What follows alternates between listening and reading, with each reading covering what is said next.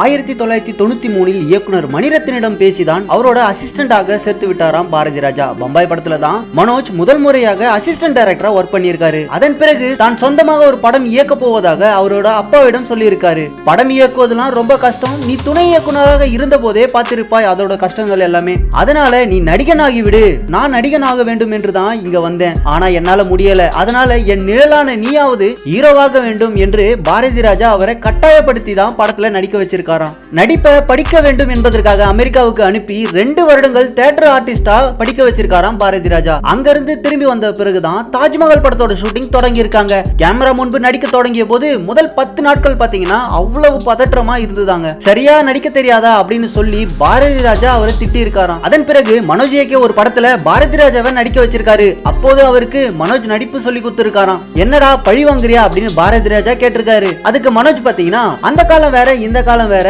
தற்போதைய காலகட்டத்திற்கு ஏற்றபடி அவரை நடிக்க வைத்தாராம் மனோஜ். 48 வயதான மனோஜ் பாரதி தற்போது மாரடைப்பால் காலமானார்.